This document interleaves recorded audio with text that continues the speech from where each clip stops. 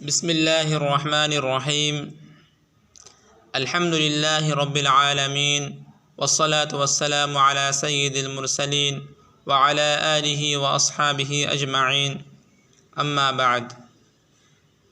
میرے دوستو، میں آج آپ کو بتانے والا ہوں کہ نماز کے اندر کیا کیا فرائض ہیں اور کوئی فرض اگر چھوٹ جائے تو نماز کا کیا حکم ہے۔ تو سب سے پہلے یہ سمجھ لیں کہ نماز کے اندر اگر کوئی فرض چھوٹ جائے تو اس کی نماز نہیں ہوگی، نماز کو دوبارہ ادا کرنا پڑے گا۔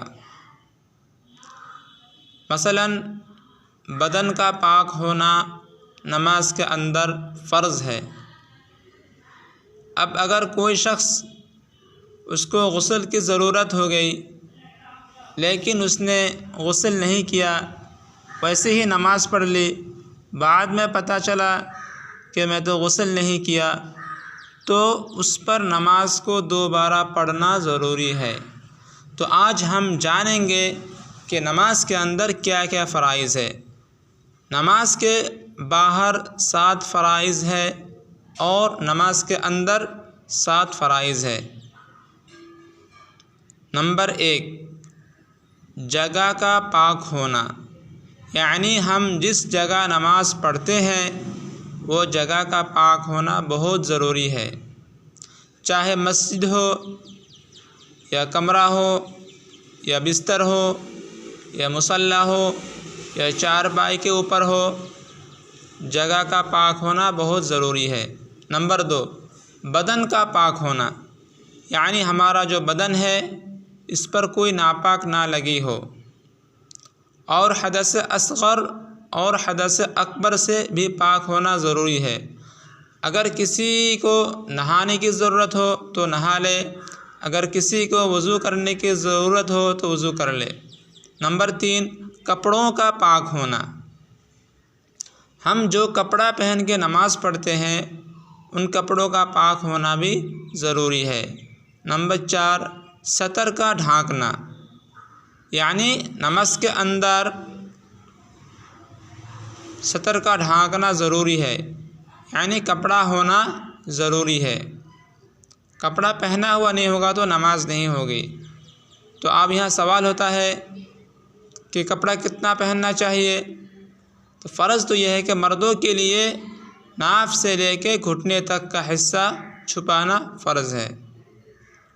نمبر 5، وقت کا ہونا، یعنی جو نماز جس وقت میں پڑھنا ہے اسی وقت میں پڑھنا فرض ہے۔ مثلا ظہر کی نماز ظہر کے وقت میں پڑھنا فرض ہے، عصر کی نماز عصر کے وقت میں پڑھنا فرض ہے۔ نمبر 6، قبلہ کی طرف رخ کرنا، یعنی ہم قبلہ کی طرف کھڑے ہوں گے، یہ بھی فرض ہے۔ تو ہم چونکہ ہندوستانی ہیں تو اگر ہم پچھم کی طرف کھڑا ہو گیا تو یہ ہمارے لیے کافی ہے۔ نمبر 7، نیت کرنا۔ نیت کیسے کریں گے؟ نیت کرنا بہت آسان ہے۔ ہم جو نماز پڑھ رہے ہیں دل میں سوچ لیں گے تو یہ ہمارے لیے نیت ہو جائے گی۔ مثلا ظہر کی نماز پڑھتے ہیں تو یہ دل میں سوچ لے کہ میں اس امام کے پیچھے آج کے ظہر کی نماز پڑھتا ہوں، بس نیت ہو گئی۔ اگر کوئی زبان سے بولنا چاہے تو بول سکتے ہیں۔ یہ تو ہو گئی باہر کے 7۔